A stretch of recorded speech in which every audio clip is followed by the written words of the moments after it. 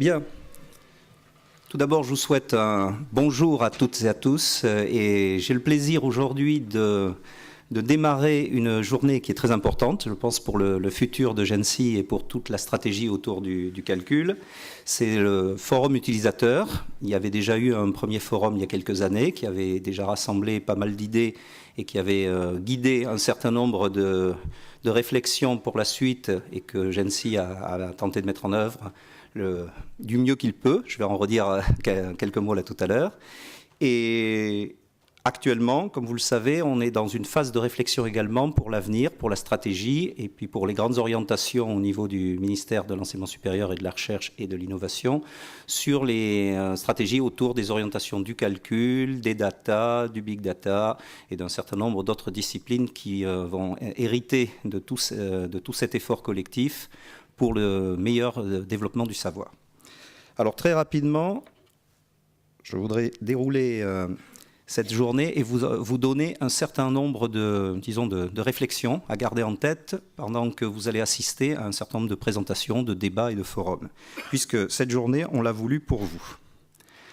Alors tout d'abord, si on est là aujourd'hui et si on se succède pour vanter les mérites de Gensi, c'est surtout parce que Gensi est une infrastructure de recherche qu'on considère comme un outil de pointe. Un outil de pointe et un outil à la pointe au service des communautés de recherche scientifique, c'est-à-dire vous. Alors pourquoi un outil de pointe? Parce qu'on pense que c'est l'ensemble de ces calculateurs mis à disposition, équipés désormais de moyens de stockage qui vont être associés dans toute la prospective qui va être mise en place dans les quelques mois. On a un certain nombre de discussions avec le CGI pour pouvoir acheter des matériels les plus performants possibles. Cet outil, c'est un outil à très haute performance. Et comme on l'a dit, au service d'une communauté de recherche scientifique, déjà dans sa toute première priorité. Alors, on souhaite une relation très forte avec nos utilisateurs, avec chacun de vous. On vous met des moyens de calcul à disposition, il y a toutes les ressources des calculateurs. Désormais, le stockage des données computationnelles. On essaie de développer, de mettre en place, disons, l'accès aux meilleures technologies du moment, à la pointe de l'art, sur les diverses machines, avec des variétés d'architectures qui sont absolument très très importantes pour le suivi et le futur de la recherche, parce que vous savez, avoir des matériels différents, ça permet d'avoir des modes de pensée différents et de toujours se challenger. Et vous le savez particulièrement dans des équipes scientifiques, c'est simplement par la compétition, même s'il y a de la coopétition parfois, mais c'est par la compétition qu'on est stimulé et qu'on avance toujours. Donc vous avez les machines actuelles, Curie et Irène au TGCC, Ada et Turing à l'IDRIS, Oxygène donc au CINES, et qui servent également de tremplin pour pouvoir accéder ensuite au niveau des calculateurs européens dans l'infrastructure Price. L'accès aux technos du futur va rester bien évidemment important. C'est-à-dire que vous savez que dans la course actuelle vers l'exascale, il faut qu'on puisse avoir accès aux meilleurs des technos et donc être au courant de ce qui nous attend demain. Les technos influençant bien évidemment tous les algorithmes et toutes les librairies, tous les softwares qui seront développés. Et bien évidemment, on arrive chez vous au niveau des programmes et des programmes de recherche. Donc c'est une interaction incessante, une interaction permanente, et il faut qu'on puisse échanger. Là aussi, ce sera important aujourd'hui d'avoir vos vues. Et donc la cellule de veille qui a été mise en place là, depuis un peu plus d'un an et demi est là pour essayer de coordonner cet effort national qui est fait avec nos partenaires. Et un certain nombre de plateformes de tests, comme Frioul et Wessant, qui sont les deux premières, ont été mises en place. Alors, Gensi 2007-2017, vous savez qu'on va fêter nos 10 ans, c'est 10 ans d'avancée. Après un décollage, donc, je considère en tous les cas, là, je n'y suis absolument pour rien, ce sont mes prédécesseurs qui ont mis tout ça en place. Après ce décollage, on peut dire que les 10 ans de calcul intensif qui ont été mis en place au service de la science, au service de l'innovation et aussi pour l'aide à la décision dans un certain nombre de sujets, ont porté leurs fruits. Alors on a rassemblé quelques chiffres, alors c'est toujours difficile de faire des publicités, je veux dire très très résumées, mais on va mettre en exergue une multiplication de la performance par près de 400, donc depuis 2007, on est passé de 20 teraflops à maintenant à 6,7 pétaflops, et on sait déjà qu'on investit pour la suite, pour monter en gamme. On a également offert un certain nombre d'heures, hein, puisque ça c'est normalement notre job quotidien, vous offrir des heures de calcul au meilleur. Alors j'aime bien ce chiffre qui est un peu amusant, bien évidemment, quand on est scientifique, 106% du total des heures prévues consommées. Voilà, donc on a dépassé l'objectif. Ça veut dire quoi? Ça veut dire que les gens vraiment se défoncent pour essayer de donner le meilleur des machines, le meilleur du temps de calcul, et essayer à chaque fois, même s'il y a un petit peu de marge, d'essayer de vous l'attribuer et tout au long de l'année, de faire une veille, je dirais, permanente, la chasse au gaspillage, pour essayer de vous transférer un maximum d'heures et vous permettre de réaliser vos programmes. Alors, on l'a déjà dit, il y a 4 supercalculateurs actuels. Donc, un 5e va être annoncé. Là, c'est Irène qui va remplacer Curie. Ça nous a permis déjà tout cet investissement de traiter plus de 6000 projets. Hein, donc, c'est quand même énorme. Et tout ça dans une gratuité d'accès, mais qui, bien évidemment, pour certains des associés au niveau notamment du ministère, n'est pas gratuit. C'est l'État, bien évidemment, qui est derrière ce financement de la recherche, et ce sont également les organismes de recherche impliqués, donc en l'occurrence le CEA, le CNRS, la CPU, auquel se joint l'INRIA, qui financent tout cet ensemble. Alors, 6,7 pétaflops aussi en 2017. Vous êtes tous des lecteurs du top 500. C'est pour l'instant un nombre qui, effectivement, à l'instant T, peut paraître petit, mais il va très vite grossir, puisqu'on vise les 20 pétas sur les prochaines machines, et que déjà, on est en train de discuter de la suite pour monter en gamme en liaison avec nos collègues européens. Et puis, un peu plus d'1,6 milliard heures de calcul qui ont été déversées sur les projets. Alors, ce qu'il faut savoir, c'est important à un moment où, quand on fait de la prospective, quand on fait de la stratégie, on fait un bilan. Il faut faire un bilan le plus critique possible et faire une analyse des avantages et inconvénients la plus scientifique possible, la plus froide possible.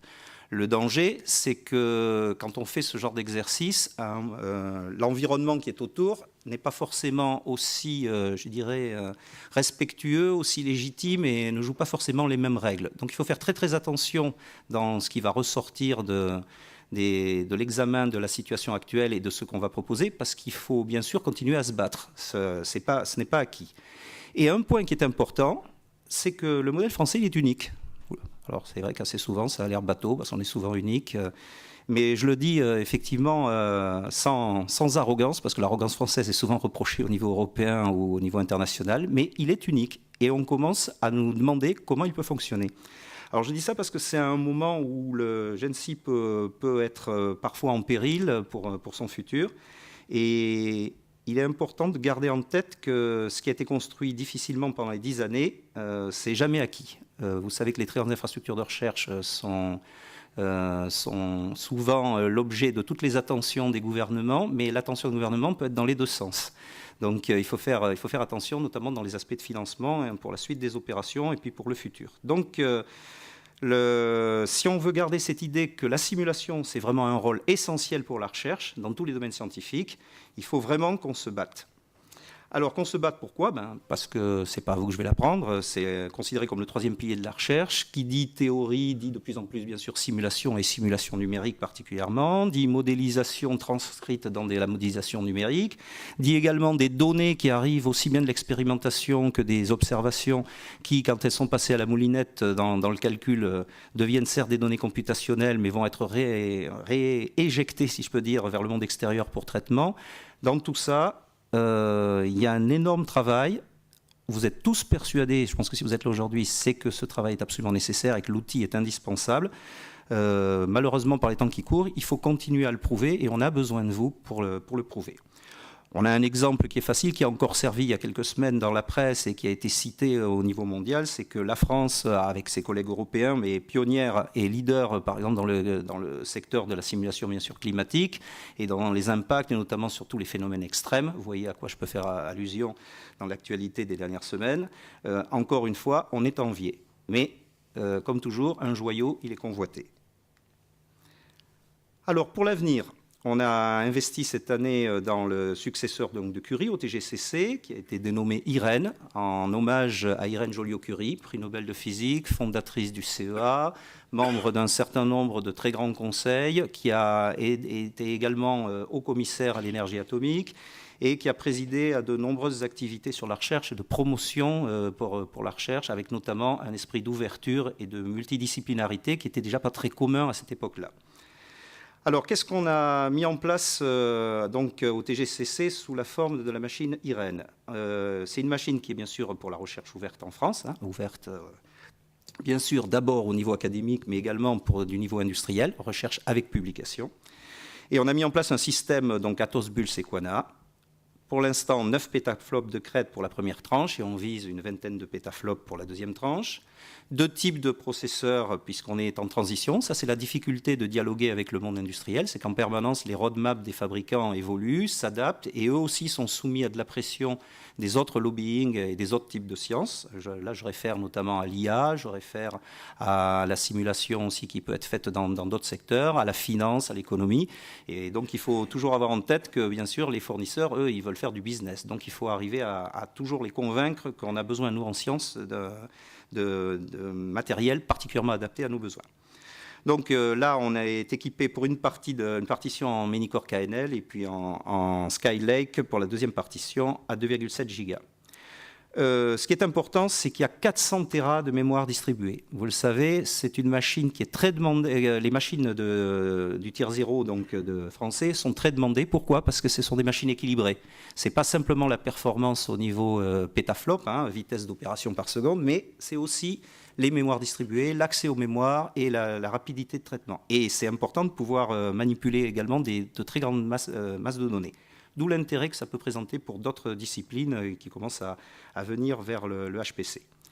C'est un réseau interconnexion de nouvelle génération pour lequel il a été fait également le pari d'une collaboration au niveau national. On essaie de se battre effectivement contre la concurrence internationale et d'aider à un co-développement sur ces réseaux. Et bien évidemment, une machine qui calculerait à toute vitesse, mais dont on ne pourrait pas sortir, bien évidemment, les données, ou qui serait très très lente et un point d'engorgement, ce serait quand même dommage. Donc c'est quand même jusqu'à 500 gigas par seconde de débit sur l'interface entrée-sortie lustre. Donc la machine a été acquise et elle est en cours de fabrication et elle sera opérée très traditionnellement par le CEA.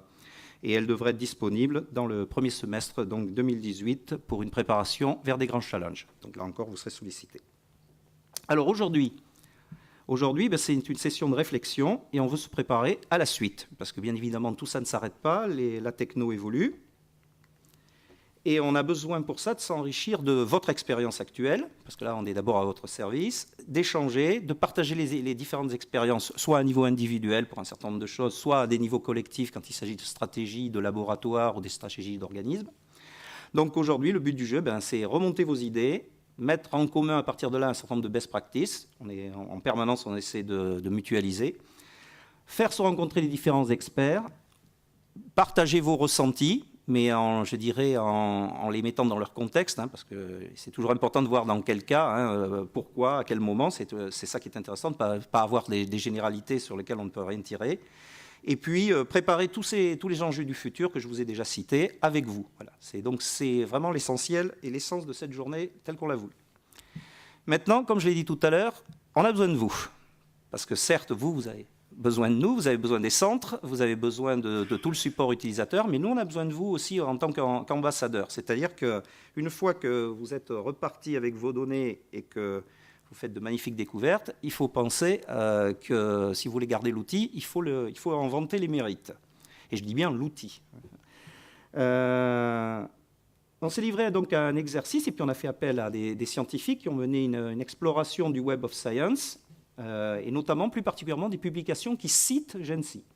Alors, il y a un rapport qui va sortir dans quelques semaines, qui a été fait de façon extérieure, hein, on l'a voulu, par des gens qui ont eu l'habitude, bien évidemment, de connaître GENSI et de voir comment fonctionnait, qui ont été très sensibilisés à tous les artefacts, les difficultés, tous les caveats qu'on peut faire dans ce genre d'opération. Vous savez, quand on recherche des publications, c'est toujours la difficulté.